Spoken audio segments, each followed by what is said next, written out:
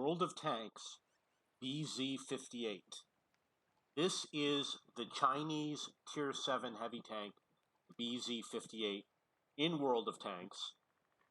In terms of the tank's special characteristics, it has the rocket boosters on the back, which makes it one of the fastest heavy tanks for Tier 7. It's got really good turret armor, and the penetration is pretty good. It's not an overpowered tank, but I would say it's pretty good.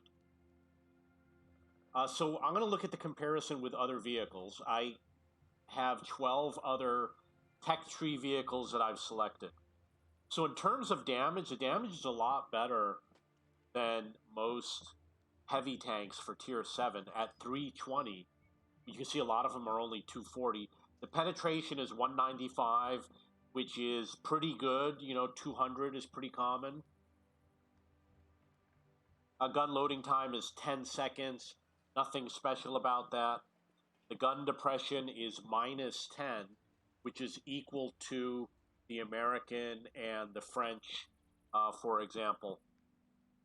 The turret armor is really good. It's at 220.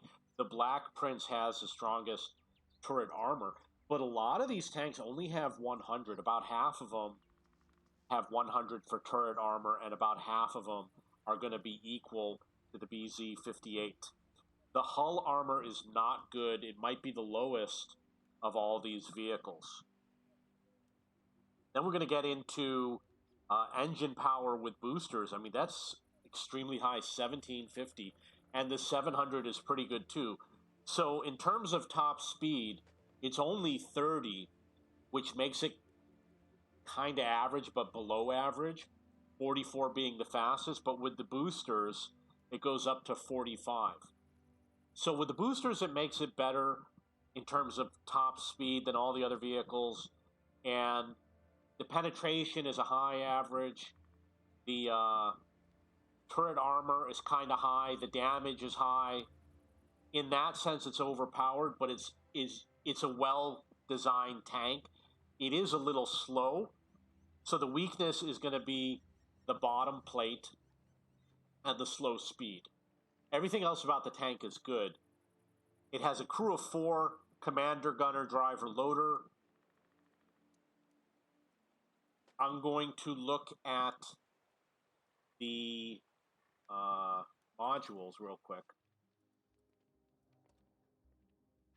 So I was comparing it with the additional gun. With the stock gun, it's kind of low.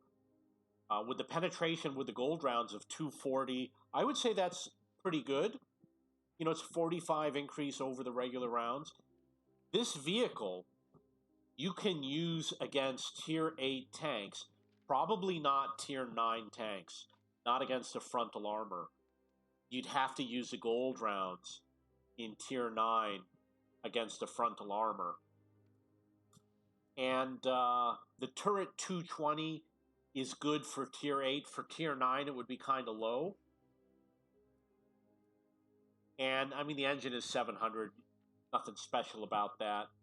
The radio is 600, which is actually kind of low. So that's the vehicle. Is it a good vehicle? I actually would say, based on the specifications, it's probably a good vehicle.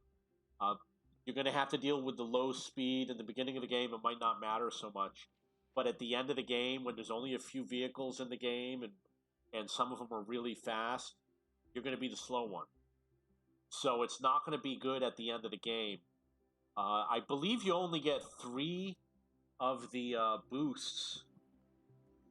The dispersion is 0.36, which is good. The aim time is 2.4, which is average. Gun loading, it says 7 seconds. On the other one, it said 10. Oh, this is with the stock gun.